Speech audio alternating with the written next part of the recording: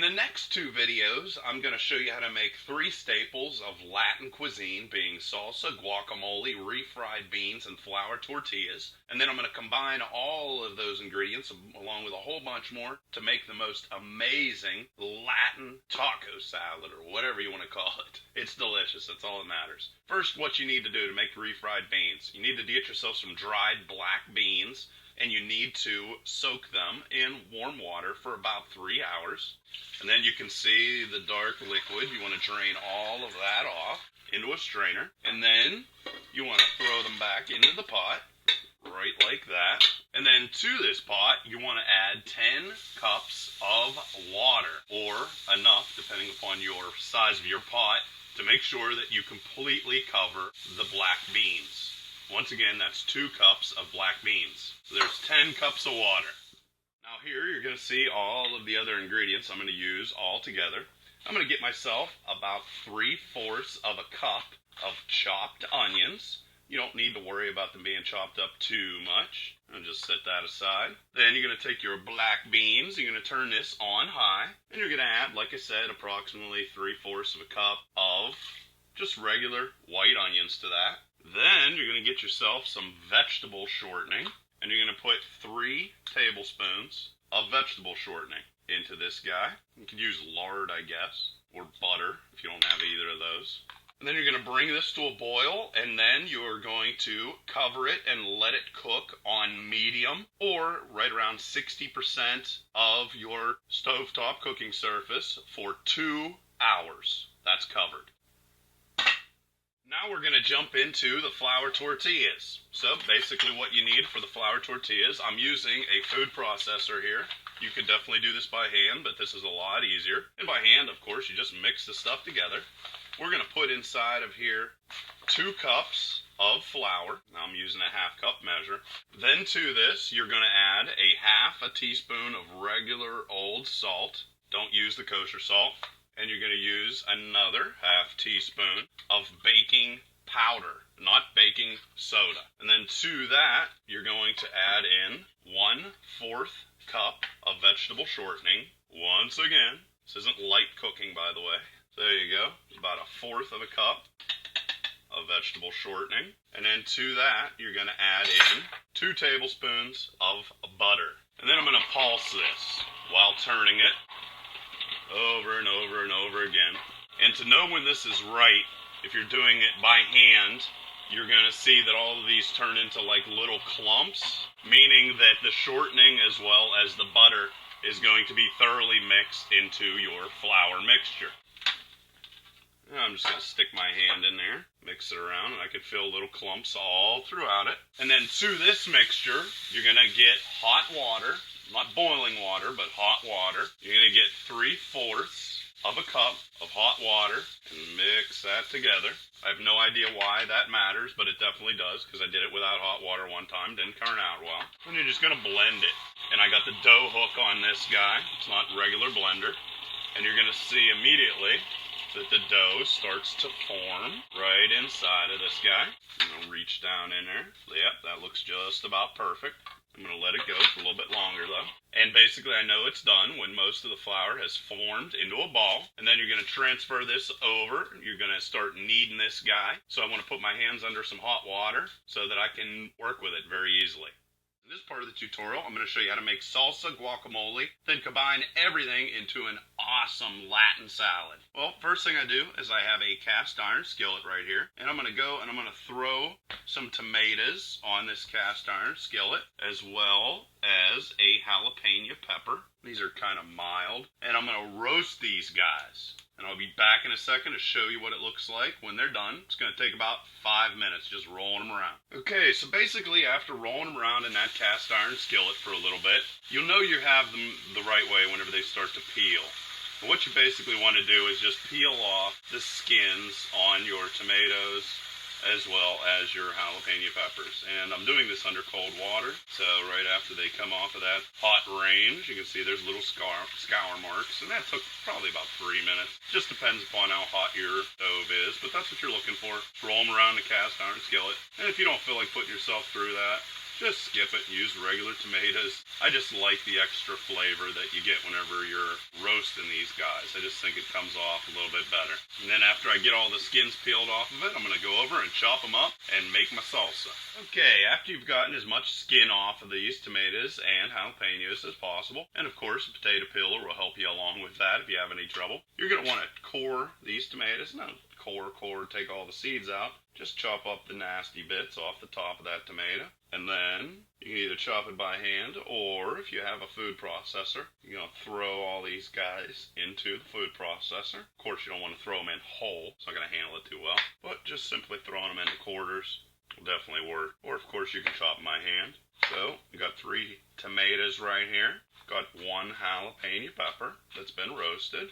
And we got a half a cup of onions, a third of a cup of cilantro, that's what this guy is right here, and a half a teaspoon of salt. Okay, over at the food processor, got all those guys I just talked about, and I'm going to throw them all into my food processor and get just about a half a teaspoon of salt. Don't overdo it. It's amazing how salt will just completely destroy this salsa. And then what we're going to do, we're going to blend it, but not much. Just enough to make sure that everything is pretty much the same consistency. Don't want tomato sauce here, though. Looking good, looking good, looking good. And then you're going to taste it. And that is a doggone good salsa. Set that aside, and let's get into the guacamole. Okay, now that you have your salsa ready, that's going to make making your guacamole extremely easy. Basically, you just want to peel these avocados, 2 avocados, regular size, whatever. And again, if you're having any trouble, just use a potato peeler.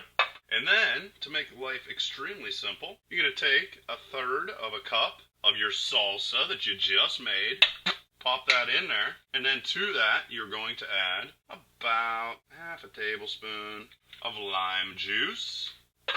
Put on the lid, and blend. And that is it. So if you make salsa at the same time you make yourself some guacamole, so good. Okay, so the beans have been cooking for 2 hours, and to that, we're just going to get ourselves a normal size sort of jalapeno and chop this guy up. Again, it doesn't have to be real small because we're going to be blending this in a second. So just throw those jalapenos in there, and then throw this on high, and then you're going to put in a tablespoon of thyme. That's fresh thyme, right like that. And then to that, you're going to add 2 teaspoons of salt, just regular granulated salt. And you're going to let that boil, stirring occasionally, for 20 minutes. Okay, after cooking on high for 20 minutes, what we're going to do is we're going to strain out most of the liquid from the beans. And that's the vast majority of it. And then we're going to take the rest of the beans, throw them in the food processor, and then get the beans that you strained out and also throw those in the food processor. And then there's another step. Now you're going to want to get yourself a pan on high. And you're going to want to add a half a cup of oil to that pan. Then you're going to want to get yourself a cup of onions and chop those up. But again, don't worry about chopping them or dicing them or anything like that. Just make sure you don't have any big clumps. Then you're going to take all those onions and throw them in your pan. And you're going to stir those around for right about 2 minutes until they're thoroughly cooked through and transparent. Now you're going to take your onion mixture that you just cooked for, like I said, on high with the oil and everything else for about 2 minutes. Spoon this over top of your bean mixture into the food processor. Put the top on and blend it until it is a paste. And there you go. That's about as pasty as you can get. Then in the pan that you just cooked your onions in, you're going to take your bean mixture and dump that into that guy. Easy enough. It's currently on high, but I'm going to turn this down to a medium heat. And then basically I'm going to let it cook for about 10 minutes while I make my tortillas. And of course, while it's on the stove, you're going to want to stir it so that it doesn't burn. Turn it down to a medium heat. Basically, you just want to get some more of that water out of this bean mixture that you have here. Now back to the salsa. I'm basically going to drain out the liquid from this that has coalesced over the period of time when I was making everything else. And then to that, I'm just filling some chives. So I'm going to throw in just about a half a tablespoon of chives. And then to that, I'm going to add just a regular old can of tomato sauce. Just to sweeten it up a little bit and make it a little bit tangy and a little bit sweet. Pretty much what you're looking for whenever you would go to a restaurant. And that's done. Of course, throw it in the refrigerator. Okay, now back to the flour tortillas. Don't expect this to be raised too much. It's perfect. You want it to be kind of elastic. And basically, you want to pull off a piece that is roughly the size of a golf ball. That big. Now, you can knead it, of course. Basically, just want it to be in the shape of a ball. No flour needed. And then you want a rolling pin. And you just want to roll this guy out.